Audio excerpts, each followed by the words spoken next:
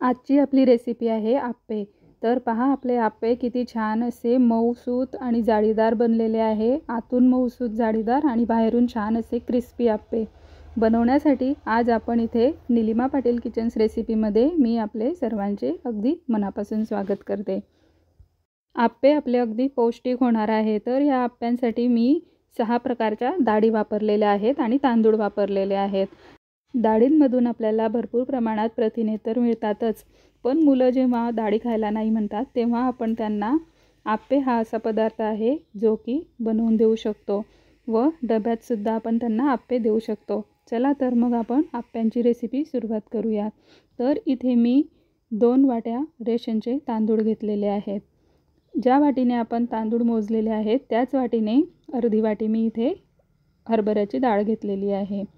पाव वाटी तुरीची डाळ घेतलेली, पाव वाटी मुगाची डाळ घेतलेली, पाव वाटी उडदाची डाळ, पाव वाटी चवळीची डाळ घेतली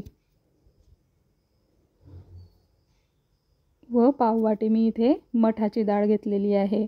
मठ म्हणजे आपली जी मटकी असते तिची डाळ केलेली आहे, ती मटकीची डाळ घेतलेली आहे व इथे 1 वाटी मी पोहे घेतलेले आहे। तर आता हे सर्व आपण एकदा असं मिक्स करून घेऊ। आता डाळी आणि तांदूळ आपण स्वच्छ पाण्याने 2 ते 3 वेळा छान असं धुवून घेऊयात, जेणेकरून त्यांना जी पावडर लागलेली असते ती निघून जाईल आणि आपले डाळ आणि तांदूळ स्वच्छ होतील। आता यामध्ये मी डाळ आणि तांदूळ बुडतील, चांगले भिजतील इतपत पाणी टाकलेलं आहे आणि आता ते 6 ते 7 तास भिजायला आपल्याला हे असंच ठेवून द्यायचं आहे। 6 तास झालेले आहेत आणि आता आपण पाहून घेऊ की आपले डाळ आणि तांदूळ चांगले भिजले आहे की नाही ते। पाहू शकता डाळ किती छान अशी भिजली आहे आणि तांदूळ सुद्धा भिजून नरम झालेले आहेत। तर आता त्यातील पाणी मी सर्व काढून घेतलेलं आहे आणि आता हे आपण मिक्सरवर याचं वाटण करून घेऊ। तर इथे मी मिक्सरच्या भांड्यामध्ये डाळ आणि तांदूळ वाटायला घेते आहे। थोडं थोडं पाणी टाकून आपल्याला हे वाटण करून घ्यायचं आहे। पाणी इथे आपल्याला थोडंसं कमी प्रमाणात वापरायचं आहे, जास्त पातळ आपल्याला आप्प्यांचं मिश्रण करायचं नाही आहे। तर इथे माझं हे डाळ आणि तांदूळ पोहे यांचं वाटण आप्प्यांचं तयार झालेलं आहे। हे वाटण आपल्याला चांगलं असं एकाच दिशेने फेटून घ्यायचं आहे। एकाच दिशेने फेटल्याने आपलं वाटण छान असं फर्मेंट व्हायला मदत होते। तर इथे तुम्ही आपले वाटणाची कन्सिस्टन्सी पाहू शकता, दाटसरपणा अगदी छान आलेला आहे, अगदी पातळही नाही आणि अगदी घट्टही नाही, असं आपल्याला आप्प्यांचं हे वाटण असं करून घ्यायचं आहे। हे आप्प्यांचं मिश्रण आपल्याला 4 ते 5 मिनिट असंच फेटत राहायचं आहे, जेणेकरून त्यामध्ये थोडी अशी हवा भरली जाईल आणि आपलं आप्प्यांचं वाटण असं छान फर्मेंट व्हायला मदत होईल।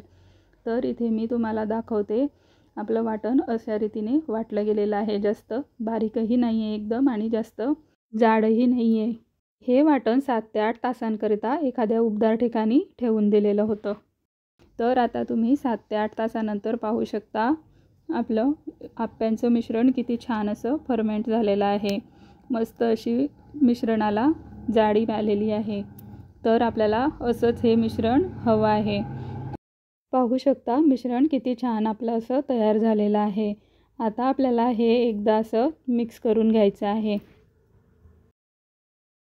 आप्प्यांच्या मिश्रणात टाकायला आपल्याला एक वाटण तयार करून घ्यायचं आहे। तर त्यासाठी मी इथे 10 ते 12 हिरवी मिरची घेतलेली आहे, 10 ते 12 लसणाच्या पाकळ्या घेतलेल्या आहे, 1 इंच आल्याचे तुकडे घेतलेले आहे, अर्धा चमचा जिरं घेतलेलं आहे आणि आता हे आपण मिक्सरवर वाटून घेऊ। तर इथे मी थोडंसं असं जाडसरच वाटून घेतलेलं आहे आणि आता आपल्याला या वाटणाला फोडणी द्यायची आहे। तर इथे त्यासाठी फोडणी वाटणाला देण्यासाठी मी कढई गॅसवर ठेवलेली आहे आणि आता ती तापली की त्यामध्ये मी थोडंसं तेल घातलेलं आहे। तेल घालून त्यामध्ये आपल्याला हे वाटण परतून घ्यायचं आहे। वाटण चांगलं परतल्यामुळे आपल्या आप्प्यांना छान चव येते। जर आपण कच्चंच वाटण आप्प्यांमध्ये टाकलं तर आपल्या आप्प्यांना थोडं आतून कचवट अशी चव येते। त्यामुळे मी हे वाटण नेहमीच असं परतून घेते आणि नंतरच मग आप्यांच्या मिश्रणामध्ये घालते। तर इथे आपलं वाटण असं छान असं परतून घ्यायचं आहे।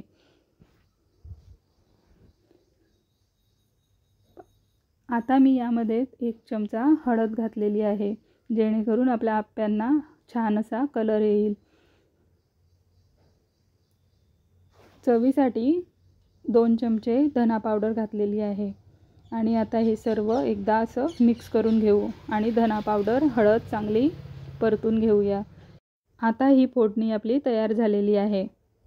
ही केलेली फोडणी आता आपण आप्यांच्या मिश्रणामध्ये टाकून घेऊयात। ज्यांना या आप्यांच्या पिठामध्ये कांदा टोमॅटो घालायचा असेल त्यांनी कांदा टोमॅटो सुद्धा घालू शकता। चवीप्रमाणे मीठ टाकून घेऊ व आता हे सर्व एकदा असं छान मिक्स करून घेऊयात। पिठामध्ये आपल्याला थोडी कोथिंबीर सुद्धा घालून घ्यायची आहे। थोडी जास्त प्रमाणातच मी इथे कोथिंबीर घातलेली आहे, जेणेकरून आपल्या आप्यांमध्ये कोथिंबीरीची छान अशी चव लागेल। आता हे सर्व मिश्रण आपण असं एकाच दिशेने फेटून घ्यायचं आहे। तर आपलं मिश्रण किती छान असं तयार झालेलं आहे दिसतच आहे व कलरसुद्धा मिश्रणाला खूप छान आलेला आहे। आणि आता याचे आपण आप्पे करून घेणार आहोत। आप्यांचं आपलं हे पीठ अगदी असं हलकं झालेलं आहे आणि त्याचा दाटसरपणाही एकदम छान आलेला आहे। तर आपल्याला हे पीठ जास्त असं पातळसुद्धा करून घ्यायचं नाही आहे आणि जास्त घट्टसुद्धा ठेवायचं नाही आहे। तर आता मी ते जेवढे आपल्याला आप्पे करायचे आहे तेवढ्या प्रमाणात छोट्या भांड्यामध्ये पीठ काढून घेते आहे आणि बाकीचं पीठ आपल्याला फ्रीजमध्ये ठेवून द्यायचं आहे। तर हे पीठ आपल्याला 3 ते 4 दिवस सहज असं टिकू शकतं। फ्रीजमध्ये ठेवून द्यायचं आहे आणि जेव्हा आपल्याला लागेल तेव्हा 5 ते 10 मिनिट अगोदर काढून नंतर आपल्याला आप्पे करून घ्यायचे आहे। तर मी इथे शेगडीवर आप्पे पात्र ठेवलेलं आहे। हे माझं आप्पे पात्र बिळाचं आहे। यामध्ये थोडंसं जास्त प्रमाणात तेल लागतं। सुरुवातीला पहिल्यांदाच आपल्याला जेव्हा आप्पे करायचे असतात तेव्हा आपल्याला थोडंसं जास्त तेल टाकावं लागतं। आप्पे पात्रामध्ये इथे मी तेल टाकून घेतलेलं आहे आणि आता ते मी चमच्याने संपूर्ण अशा वाटीला लावून घेते आहे। बिळाचं असल्यामुळे संपूर्ण वाटीला आपलं तेल असं लागलं गेलं पाहिजे। तेल संपूर्ण वाटीला लागलं गेलेलं आहे। आता यामध्ये आपण हे आप्यांचं पीठ असं टाकून घेऊयात। एकेका वाटीमध्ये छान असं चमच्याने आपल्याला आप्यांचं पीठ टाकून घ्यायचं आहे। सुरुवातीला आपल्याला कडेनेच आप्यांचं पीठ टाकून घ्यायचं आहे, नंतर मग मधोमध टाकायचं आहे। तर इथे मी हे असं सर्व पीठ टाकून घेतलेलं आहे आणि आता यावर आपल्याला झाकण ठेवून 3 ते 4 मिनिट मस्त असे शिजू द्यायचे आहेत। आप्पे आपल्याला मीडियम फ्लेमवर होऊ द्यायचे आहेत।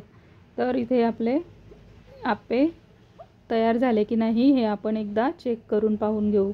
तर आपले आप्पे वरतून छान झालेले आहेत। त्यांना आपण आता एक साईडने असे उलटे करून घेऊयात, जेणेकरून दुसऱ्या बाजूनेही आपले आप्पे मस्त असे खरपूस तयार होतील। तर आपण चमच्याच्या सहाय्याने असे हे आप्पे उलटे करून घ्यायचे आहेत।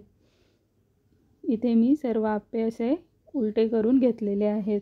तर आता आपल्याला अजून एकदा यावर झाकण ठेवून 2 मिनिट असंच होऊ द्यायचं आहे। पाहू शकता आप्पे किती छान आपले दोघंही बाजूंनी कुरकुरीत छान झालेले आहेत। आतून अगदी मस्त असे जाळीदार आपले आप्पे तयार झालेले आहेत। तर आता आपण हे एका प्लेटमध्ये काढून घेऊ। इथे आपले आप्पे किती छान असे तयार झालेले आहेत, तुम्ही पाहूच शकता। आप्यांचं मिश्रण थोडंही आप्पे पात्राला असं चिकटलेलं नाही आहे। एकदम छान असे गोल गरगरीत आपले आप्पे तयार झालेले आहेत। तर अशाच पद्धतीने मी दुसरेही सर्व असेच आप्पे करून घेते आहे। दुसरीही बॅच आपली किती छान तयार झालेली आहे, पाहू शकता। आप्पे मस्त असे मऊसूत जाळीदार बनलेले आहेत आणि आता हे तुम्ही शेंगदाण्याच्या चटणीसोबत, खोबऱ्याच्या चटणीसोबत सुद्धा खाऊ शकता व सांबार सोबत तर हे आप्पे अगदी अप्रतिमच लागतात। सांबारसोबत आप्पे खाताना अगदी वडा सांबारचीच टेस्ट येते। तर तुम्हाला आपली आजची ही रेसिपी कशी वाटली हे मला कमेंट्स करून अवश्य कळवा आणि तुम्हीही एकदाही माझ्या पद्धतीने आप्प्यांची रेसिपी करून पहा। रेसिपी आवडल्यास रेसिपीला लाईक करा, व्हिडिओला जास्तीत जास्त शेअर करा आणि आपल्या चॅनलला सबस्क्राईब करा। पुन्हा भेटूया एका नवीन रेसिपीसह पुढच्या व्हिडिओमध्ये। हा व्हिडिओ संपूर्ण पाहिल्याबद्दल धन्यवाद।